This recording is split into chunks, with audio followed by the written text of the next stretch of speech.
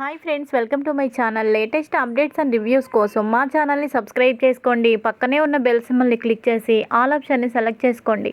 అప్పుడే మా మొబైల్ నుండి మీ మొబైల్ ఫోన్కి నోటిఫికేషన్స్ వచ్చేస్తాయి. సుశీలమ్మ బాలుని, కావ్యని ఇద్దరికి గుడికి వెళ్ళి రమ్మని చెప్పడంతో అలాగేనని చెప్పి ఇద్దరు కూడా గుడికి వెళ్తారు. ఇక అదే గుడికి రోహిణి తల్లి కూడా రోహిణి కొడుకుని తీసుకొని వస్తుంది. కూతురికి పెళ్ళైంది, ఈసారైనా తన జీవితం బాగుండాలి, తన జీవితంలో ఎలాంటి కష్టాలు రాకూడదు, అంతా మంచే జరగాలి అని మొక్కుకుంటుంది. ఇక తర్వాత గుడిలో ఎవరి మొక్కులు వాళ్ళు తీర్చుకొని బయటకు వెళ్ళిపోతూ ఉండగా ఇంతలోపు వెనుక నుంచి ఓ ఆటో రోహిణి వాళ్ళ అమ్మని గుద్దడంతో కాలు విరిగిపోయి కింద పడిపోతుంది. అమ్మ అంటూ గట్టి గట్టిగా అరుస్తూ కేకలు వేస్తూ ఇక వెంటనే బాలు మీన వెనక్కి తిరిగి చూస్తారు. ఎవరో ఆవిడ పాపం యాక్సిడెంట్ అయినట్టుంది, పడిపోయింది అని పరిగెత్తుకుంటూ తన దగ్గరికి వెళ్తారు. తీరా చూస్తే తను ఎవరో కాదు, తెలిసిన ఆవిడే అని గుర్తుపట్టి ఇక మీనా ఏడుస్తూ అమ్మా అమ్మ ఏం జరిగింది అని అడుగుతూ ఉండగా పక్కనే ఉన్న ఆ బాబు ఏం లేదు ఆంటీ, అమ్మమ్మకి యాక్సిడెంట్ అయింది, ఆటో గుద్దేసింది, కాలు మీద నుంచి ఆ టైర్ కూడా వెళ్ళిపోయింది అని ఏడుస్తూ ఉంటాడు. ఇక బాలుని సాయం అడుగుతుంది. వెంటనే హాస్పిటల్కి తీసుకువెళ్దాం పదండి అని చెప్పి ఇద్దరు కూడా హాస్పిటల్కి తీసుకువెళ్తారు రోహిణి తల్లిని. ఇక తీసుకువెళ్ళిన తర్వాత డాక్టర్ గారు బోన్ విరిగింది, ఓ 3 వారాలైతే రెస్ట్ తీసుకోవాలి, ఈ సిమెంట్ కట్ అయితే వేస్తున్నాము, అసలు కాలు కదపకూడదు, చాలా జాగ్రత్తగా ఉంటే కానీ కాలు సెట్ అవుతుంది, లేకపోతే సెట్ అవ్వదు, పైగా వయసు మళ్ళింది కాబట్టే కంటికి రెప్పలా చూసుకోవాలి, తనని కాలు కూడా కింద పెట్టనివ్వకూడదు అని అనడంతో ఇక ఆవిడ బాధపడుతుంది. నాలాంటి వాళ్ళు కాలు కింద పెట్టకుండా జీవితం ఎలా సాగుతుంది? సాగదు. కాలు లేకపోయినా విరిగిపోయినా కష్టంగా నా పనులు నేనే చేసుకోవాలి, అలాంటప్పుడు మంచం మీద ఉండి నేను ఏం చేస్తాను? అలా ఉండాలనుకున్నా మా ఆర్థిక పరిస్థితులు మమ్మల్ని అలా ఉండనివ్వవు అని బాధపడుతూ ఉంటుంది. ఇక ఆ తర్వాత ఈ విషయం అత్తకి చెప్దామమ్మా అని ఏడుస్తూ ఉంటాడు బొడ్డోడు. వద్దురా, అసలే తనకి కొత్తగా పెళ్ళైంది, ఇప్పుడు ఈ సమయంలో నా గురించి చెబితే తను బాధపడుతుంది, మన వల్ల తనకి ఎప్పుడు బాధలే ఎప్పుడు అంటూ ఉంటుంది, కనీసం ఎప్పుడైనా సంతోషంగా ఉండనివ్వు అని అనడంతో మీనా ఆశ్చర్యపోతుంది. అదేంటమ్మా అంత మాట అంటున్నారు? మీకు కూతురుందా? మరి మీ అమ్మాయికి చెబితే మీ అమ్మాయి మిమ్మల్ని చూసుకుంటుంది కదా, బిడ్డలకి తల్లి భారం అయిపోతుందా? ఎందుకు భారం అయిపోతుంది? మరి అలాంటప్పుడు కన్న తల్లికి బిడ్డ భారం కదా? కడుపులో ఉన్నప్పుడు మీరు 9 నెలలు 10 నెలలు మీరు కష్టాన్ని పంటి బిగువన భరిస్తూ మోయొచ్చు, కానీ మీకు వయసు మళ్ళినప్పుడు మీకు సేవలు చేయడానికి, సాయం చేయడానికి కూతుళ్ళకి వాళ్ళ సుఖ సంతోషాలు అడ్డొస్తాయా? మీరు ఎవరో నాకు చెప్పండి, ఫోన్ చేసి తనని నేను పిలుస్తాను, పెళ్ళైతే మాత్రం మిమ్మల్ని అలా వదిలేసి తను ఎలా వెళ్ళిపోతుంది అని మీనా అంటుంది. అమ్మా మీనా, నీకు తెలియని విషయాలు చాలా ఉన్నాయి, అవి నేను తల్లిగా నోరు విప్పలేను, ఈ విషయం ఇక్కడితో వదిలేయమ్మా, నా తంటాలేవో నేను పడతాను, నన్ను ఇంటి దగ్గర దింపేస్తే మెల్లగా కూర్చొని నా పనులు నేను చేసుకుంటానమ్మా, నేను నా కూతురికి భారం కాకూడదు అని అంటూ లేచి నిలబడదామని ఒక్కసారిగా మళ్ళీ కింద పడిపోతుంది. బాలు ఇలా అంటాడు. అదేంటండి అలా అంటున్నారేంటి? సరే, ఇప్పుడు మీరైతే ఏ పని చేయడానికి లేదు, మీరు ఇక్కడే ఇలా అంటున్నారంటే ఇంటికి వెళ్ళాక అసలు మీరు ఎన్ని పనులైనా చేస్తారనిపిస్తుంది, మీ ప్రాణాల మీద దాకా తెచ్చుకుంటారని అనిపిస్తుంది, అలా చూస్తూ మేముండం, సరే కానీ మా ఇంటికి వెళ్దాం, వస్తారా అని అంటాడు. వద్దు బాబు వద్దు, నా కూతురికే నేను భారమైనప్పుడు మీకు నేను భారం కాదా అని అంటుంది ఆవిడ.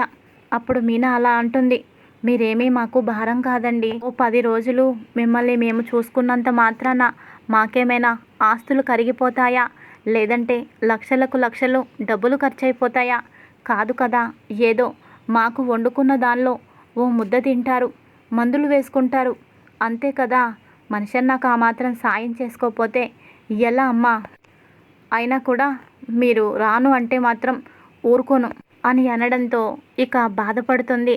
వీళ్ళ ఇంటికి వెళ్ళడం అంటే నా కూతురికి నచ్చదు, నా కూతురు కాపురం నా వల్ల కూలిపోతుంది, ఇప్పుడు ఏం చేయాలి అని చెప్పి వద్దమ్మా మీనా, నా మాట వినమ్మా అని అంటూ ఉంటుంది. మీరు కానీ నాతో రాకపోతే నా మీద ఒట్టు అని అంటే, అమ్మా వద్దమ్మా, నా వల్ల మీకు ఇబ్బందులు అని అంటే, మాకేమీ ఇబ్బందులు లేవు, మీరు మాతో వచ్చే తీరాలి అని మీనా పట్టుబడుతుంది. ఎందుకైనా మంచిది ఈ విషయం ఒక్కసారి రోహిణికి ఫోన్ చేసి అడగడం మంచిది. లేదంటే ఇక్కడికి వచ్చి నా కాపురాన్ని కూల్చాలనే కదా నీ ప్లాను అని నన్ను తిడుతుంది అని చెప్పి, అమ్మా మీనా బాబు పొద్దున్నుంచి వాడేమీ తినలేదు, వాడికి ఏదైనా టిఫిన్ పెట్టించి తీసుకురండమ్మా, అడుగుతున్నందుకు ఏమీ అనుకోవద్దు అని ఆమె ప్రాధేయపడడంతో, అదేంటి మీరు ఇలా అడిగితే మేమెందుకు ఫీల్ అవుతాము, మీరు మా మనుషులే, ఇలాంటివి మీరు ఇంకోసారి మాట్లాడద్దు, రారా చిన్ను అని చెప్పి వాళ్ళిద్దరూ బయటికి తీసుకువెళ్తారు. కావాలని వాళ్ళిద్దరినీ అలా చెప్పి బయటికి పంపిస్తుంది రోహిణి తల్లి. ఇక తర్వాత ఫోన్ తీసి రోహిణికి ఫోన్ చేస్తుంది. అమ్మా చెప్పు అని అంటుంది. అమ్మా నువ్వు బాగానే ఉన్నావా అని అంటే, మీరు నాతో లేకపోతే నేను చాలా సంతోషంగా ఉంటాను, బాగానే ఉంటాను, మిమ్మల్ని వదిలించుకొని ఇక్కడ నేను బాగానే ఉన్నా, ఇదిగో ఇలా ఫోన్ చేసి నన్ను బాధ పెడుతూనే ఉన్నావు కదా అని స్టార్టింగే అంటుంది రోహిణి. అప్పుడు తల్లి ఇలా అంటుంది, అమ్మా నిన్ను బాధ పెట్టాలని నేను చేయలేదమ్మా, నీ సంతోషమే నాకు ఎప్పటికీ సంతోషం, నా సంతోషం కంటే నీ సంతోషమే నాకు ముఖ్యం, నీ కొడుకు సంతోషం కూడా నాకు ముఖ్యమే. అమ్మా ఏం లేదు, ఈరోజు ఉదయాన్నే నీ గురించి అల్లుడి గురించి దండం పెట్టుకొని మీ ఇద్దరు పేరు మీద పూజ చేయించి గుడి నుంచి బయటకు వస్తుంటే ఆటో గుద్దిందమ్మా, కాలు ఫ్రాక్చర్ అయింది, 3 వారాల వరకు మంచం మీద నుంచి కాలు కింద పెట్టద్దన్నారు, కట్టు కూడా కట్టారు అని అనగానే చెవిని మూసుకొని, అబ్బా ఏంటి గోల, పెళ్ళయ్యి కనీసం 24 గంటలు కూడా కాలేదు, ఈ కష్టాలు ఈ కన్నీళ్ళు ఈ గోల ఇవన్నీ చెప్తూనే ఉంటావా, నా జీవితం అంతా సగం అలాగే గడిచిపోయింది, ఇక ఆపుతావా, నీ కాలు విరిగినా నేనేం చేయగలను, ఏమీ చేయలేను, నా మనసు ముక్కలైపోయి విరిగిపోయింది, అయినా కూడా నేను బ్రతకలేదా, ఇంతకాలం జీవితాన్ని సాగించలేదా, నీ కాలు విరిగిపోయిందని నాకు చెబుతున్నావేంటి, అంటే ఇప్పుడు నేను కొత్తగా పెళ్ళైనా నా మొగుడిని నా అత్తేంటి వాళ్ళని వదిలేసుకొని నీ దగ్గరికి వచ్చి చూసుకోవాలంటావు, అంతే కదా, దానివల్ల నా మొగుడికి డౌట్ వచ్చినా నువ్వే నా కన్న తల్లివి, వాడు నా కన్న కొడుకు అని తెలిసినా పర్వాలేదు, కానీ నువ్వే ముఖ్యం, అంతే కదా అని అనగానే, అమ్మ రోహిణి నేను చెప్పేది కాస్త వినమ్మా, అది నా ఉద్దేశం కాదమ్మా, మరే బాలు మీనా వాళ్ళు నన్ను రమ్మని ఫోర్స్ చేస్తున్నారు అని చెప్పేలోపే ఫోన్ కట్ చేసేస్తుంది ఇక రోహిణి ఓ పక్కన గోవర్ధన్ గాడి వాడి టార్చర్, ఓ పక్కన నా అమ్మ టార్చర్ తట్టుకోలేకపోతున్నాను, బుర్ర హీట్ ఎక్కిపోతుంది, ఇప్పుడేం చేయాలి అంటూ తల పట్టుకొని బాధపడుతూ ఉండగా ఎంతలోపో మనోజ్ రోహిణిని చూస్తాడు. రోహిణి ఏమైంది, ఇప్పటి వరకు బాగానే ఉన్నావు కదా, ఇంతలోనే ఏమైంది, ఇబ్బందిగా ఉందా, బాగా టైర్డ్ అయిపోయావా, ఏమీ తినలేదు కదా నువ్వు, ఉండు అమ్మని ఇప్పుడే పిలిచి నీకు మంచి స్ట్రాంగ్ కాఫీ తీసుకురమ్మని చెప్తాను, అమ్మ చేతి కాఫీ తాగావంటే నీకు ఇట్టే హెడేక్ పోతుంది అని అంటాడు. ఇక ఇంతలోపు ప్రభావతి కూడా అంతకు ముందే కాలు జారి కింద పడిపోవడంతో కాళ్ళు నొప్పులు, పైగా పెళ్లి పనులు ఇవన్నీ చేయడంతో ఇంకా బాడీ పెయిన్స్, ఫీవర్ కూడా వచ్చేసి ఇబ్బంది పడుతూ ఉంటుంది. అమ్మా అమ్మా ఎక్కడున్నావు, రోహిణికి స్ట్రాంగ్ కాఫీ తీసుకురా నువ్వు అని అనగానే, నాన్న అది అని అంటుంది. వెళ్ళమ్మా, రోహిణి ఇప్పుడే వచ్చింది, తనకేం కావాలో చూడాలి కదా, అసలే తను ఇంటి కొత్త కోడలు, పైగా కోటీశ్వరరాలి కూతురు, అలాంటి తనని నువ్వు పట్టించుకోకపోతే ఎలా చెప్పు, వెళ్ళి కాఫీ చెయ్యు అని అంటాడు. నాన్న నేను లేవలేకపోతున్నానురా, ఈ పెళ్లి పనులు అవన్నీ చేయటం, ఫీవర్ వచ్చేసిందిరా, అస్సలు చేత కావడం లేదురా అని అంటే, అదేంటి మమ్మీ అలా అంటావు, ఎలాగోలా వీలు చూసుకో, లే రోహిణి బాధపడుతుంది, వెళ్ళు కాఫీ చేయి అని చాలా బలవంతం పెడతాడు. మీనాక్షి ఏంట్రా మనోజ్, ఏంటి కనీసం మీ అమ్మ చెప్పేదేంటో అర్థం చేసుకోవా, వినవా, తన ఇంటి కొత్త కోళ్ళే కాదనలేదు, కానీ నీ కన్న తల్లిరా, ఓ పక్కన ఒళ్ళు నొప్పులతో జ్వరమని బాధపడుతుంది, తనని అంత బలవంతంగా టీ పెట్టమని అడుగుతావేంటి, ఇప్పుడు టీ తాగపోతే ఏమైనా కొంపలు అంటుకుంటాయా? కాసేపు రిలాక్స్ అయితే అదే తగ్గిపోతుంది. నీ భార్య, కొత్త భార్య తల మీద చేతులు వేసిందో లేదో నీకేమో అంత బాధ కలిగిపోయింది. కానీ మీ కన్న తల్లి మూలుగుతుందిరా జ్వరంతో, మరి అదెందుకు పట్టించుకోవడం లేదు అని అంటూ ఉండగా ఇంతలోపు ఏదో అనబోతూ ఉంటాడు. ఈలోపు మీనా ఆ పెద్ద ఆవిడ్ని తీసుకొని మీనా బాలు ఇద్దరు ఆటో ముందు ఆపి ఆటోలో నుంచి మెల్లగా వీల్చైర్ మీద ఆవిని తీసుకొస్తూ ఉంటారు. వాళ్ళని చూసి సత్యం అలాగే అందరూ ఆశ్చర్యపోతారు. రోహిణి లోపల ఉండడంతో అప్పుడే రోహిణి చూడదు. ఇక సత్యం అమ్మా మీనా ఏమైంది అని అనడంతో జరిగిందంతా బాలు మీనా చెప్పడంతో మంచి పని చేసావమ్మా, చాలా మంచి పని చేశావు. మా ఇంటికి కోడలివి నువ్వు అవ్వడం నిజంగా మాకు చాలా గర్వంగా ఉంది. ఈరోజు మేము అదృష్టం చేసుకున్నాము. అందుకనే ఇంత మంచి కోడలు మా ఇంటికి వచ్చింది. నువ్వు మా ఇంట్లో అడుగుపడడం వల్ల మా పేరు ప్రఖ్యాతులు ఇంకా ఇంకా రెండింతలు అయ్యాయమ్మా. ఎంత గొప్ప మనసు నీది అని మెచ్చుకుంటాడు. ఇంకా తర్వాత మీనా మీరు ఒప్పుకున్నారు సరే, అత్తయ్య గారు కూడా ఒప్పుకోవాలి కదా. ఒకవేళ అత్తయ్య గారు కానీ ఒప్పుకోకపోతే ఆవిడ్ని మా అమ్మ వాళ్ళ ఇంట్లో అయినా ఉంచుతాను అని అంటుంది. సరేనమ్మా ఒప్పుకుంటుందిలే ప్రభ మంచిదే. ఏదో బాలు మీద నీ మీద కోపం కానీ మరీ మానవత్వం లేని మనిషి అయితే కాదు అని అంటాడు. ఇక ప్రభావతి దగ్గరికి వెళ్ళి మీనా అత్తయ్య గారు మీరేమీ అననంటే మీతో ఒక మాట చెప్పాలి అని చెప్పి జరిగిందంతా చెబుతుంది. రోడ్డు మీద యాక్సిడెంట్ అయి పడిపోయింది. ఆవిడకేమో ఎవ్వరూ లేరు. కూతురికి కొత్తగా పెళ్ళయిందని తను కనీసం చూడటానికి కూడా రానని చెప్పింది. మీరు ఒప్పుకుంటే మీకు ఇబ్బంది లేకుండా తనని మా రూమ్లో ఓ వారం 10 రోజులు మాతోనే ఉంచుతాము. లేదు మీకు ఇబ్బంది వద్దు అంటే గనుక మా పుట్టింట్లో తనని ఉంచుతాము. చెప్పండి అత్తయ్య గారు అని అంటే నాదేం పోయింది, ఆవిడ కింద సేవలు చేస్తానంటే నాకొచ్చే నష్టం ఏముంది? ఎన్ని రోజులైనా ఉంచుకో. కాకపోతే నాకేమీ ఒంట్లో బాలేదు. పైగా కొత్త కోడలు వచ్చింది. తనకి కావాల్సినవి నాకు కావాల్సినవి అవన్నీ కూడా సేవలు నువ్వే చెయ్యాలి. బాలు చెప్పాడని మా పనులేమీ చేయకుండా ఉంటానంటే కుదరదు అని అంటే అయ్యో అత్తయ్య గారు ఆయనకి ఏదో తెలియక అలా మాట్లాడతారు. ఆయన మాటల్ని నేను పట్టించుకుంటానా ఏంటి? ఆయన వద్దంటే మాత్రం మీకు నేను సేవ చేయకుండా ఉంటానా? మీరు నా అత్తయ్య, మీకు సేవ చేయకుండా నేను ఎందుకు ఉంటాను? ఇది నా ఇల్లు, మీ అందరూ నా మనుషులు. వాళ్ళు ఎవరు వద్దని చెప్పినా నేను చేయాల్సింది చేస్తాను అత్తయ్య అని చెప్పి ఇక ఈవిడ్ని పై రూమ్కి జాగ్రత్తగా తీసుకువెళ్ళి అక్కడ ఓ మంచం మీద తనని పడుకోబెడతారు. ఇక తర్వాత వంటగదిలోకి వస్తుంది. వచ్చి అత్తయ్య గారు మీరు అసలే పెళ్ళిలో అసలు సరిగ్గా తినడం మానేశారు, చిక్కిపోయారు, కళ్ళవన్నీ లోపలికి వెళ్ళిపోయాయి. మీకు బాగా నచ్చిన కూర వండుతాను అని అంటుంది. ఇక మీనా మాటలకు కామాక్షి అలాగే చూస్తూ చూసావా ప్రభా, నీ పెద్ద కోడలికి చిన్న కోడలికి ఎంత తేడా ఉందో.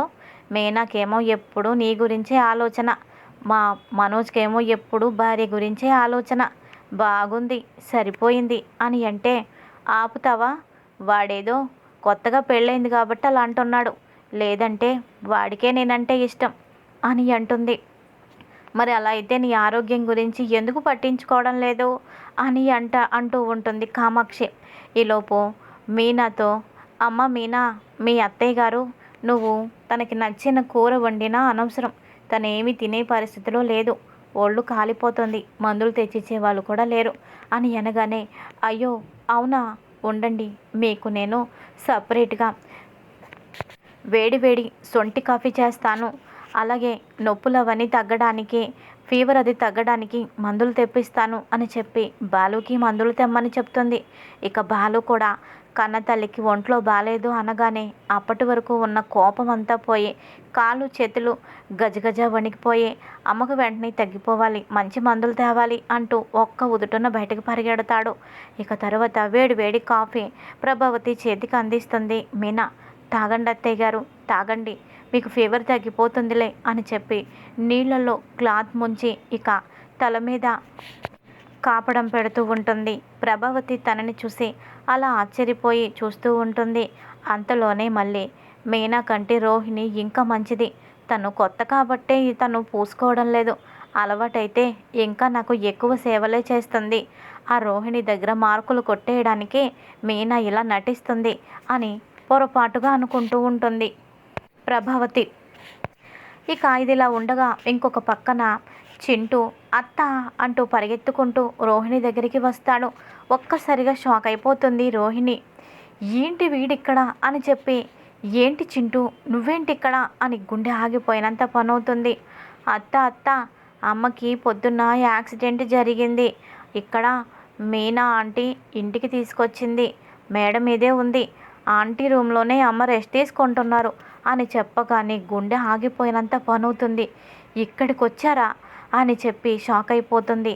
ఇక తర్వాత ప్రభ, రోహిణి ఆగు, నువ్వేంటి అలా అత్త అత్త అంటే పిలిపించుకుంటున్నావేంటి? ఏదో ఒకసారి అంటే పొరపాటు అనుకోవచ్చు, కానీ మాట్లాడితే అత్త అత్త అంటూ వస్తాడేంటి అని అనడంతో, అదే కదా ఆంటీ నా బాధ కూడా, అలా అనొద్దని చెప్పినా అంటున్నాడు. సరే ఒక్కసారి వెళ్ళి నేను చూసొస్తాను అని చెప్పి వాళ్ళని పంపించేద్దామని పైకి వెళ్తుంది. పైకి వెళ్ళిన తర్వాత రోహిణిని చూసి కన్నీరు పెట్టుకుంటుంది కన్న తల్లి. అమ్మ రోహిణి, నిన్ను ఇలా చూస్తానని నేను అనుకోలేదు. నా ఆశీస్సులు నీకు ఎక్కడ ఇవ్వను అని నేను బాధపడ్డాను. పెళ్లి కూతురుగా కనిపించావు. నువ్వు ఇలా కనిపించాలనే నేను రోజు మొక్కని దేవుణ్ణి లేదు. అంతగా నీ గురించి పరితపించాను. పోనీలేమ్మ, మంచి కుటుంబమే నీకు దొరికింది. ఇక నీ గురించి నాకు ఏ దిగులు లేదు. చెల్లెలు లాంటి మీనా నీకు ఇంటికి తోడికోడలుగా వచ్చింది. బాలు చాలా మంచి అబ్బాయి. పోనీలే, డబ్బు ఆస్తులు కోట్లు లేకపోయినా మంచి కుటుంబం దొరికింది. మంచి కుటుంబం కొన్ని కోట్ల ఆస్తి కంటే ఎంతో ఎక్కువ. అలాంటి కుటుంబంలో నువ్వు ఉన్నావు. ఇప్పటికైనా నీ పద్ధతి కొంచెం మార్చుకొని వినయంతో మీనా ఎలా ఉందో అలా మసలుకుంటే నీ జీవితం 3 పూలు 6 కాయలుగా ఉంటుందమ్మా అంటూ తల్లి అంటుంటే చాలా కోపంతో ఇలా అంటుంది. అమ్మ, నువ్వు మాట్లాడుతుంటే నాకు ఎలా ఉందో తెలుసా? ఇక్కడ ఉన్న సామానన్నీ చిందర వందరగా నేలకేసి విసిరి కొట్టాలనుంది, కానీ అత్తారిల్లైపోయింది. అందుకే కంట్రోల్ చేసుకుంటున్నాను. అసలు ఇక్కడికి ఎందుకు వచ్చావు? ఎవరి కాపురాన్ని ఇంకా పాడు చేయాలని వచ్చావు? కన్న కూతురు జీవితం బాగుంటే చూడలేని తల్లివి నువ్వు. అసలు తల్లివేనా? ఇక్కడికి ఎందుకు వచ్చావు? నువ్వు కావాలనే వచ్చావు. నా జీవితం నాశనం చేయాలనే వచ్చావు. నువ్వు నా తల్లివి అని అందరికీ తెలియాలనే వచ్చావు. వీళ్ళు కూడా నన్ను గెంటేస్తే చివరికి నువ్వే నాకు దిక్కవుతావని ఇక్కడికి కావాలనే వచ్చావు. నా మొదటి భర్త చనిపోయినప్పుడే నువ్వు కూడా చనిపోయి ఉంటే బాగుండేది అని అనడంతో చాలా కోపంతో మీనా చెంప పగలగొడుతుంది రోహిణికి. ఇది ఈరోజు ఎపిసోడ్. మరి తర్వాత ఏం జరగబోతుంది? ఈ నిజం తెలుసుకున్న మీనా మరి ఏం చేస్తుంది? ఇదంతా రాబోయే ఎపిసోడ్స్లో తెలుసుకుందాం. Thanks for watching. Hi friends, welcome to my channel. Latest updates and reviews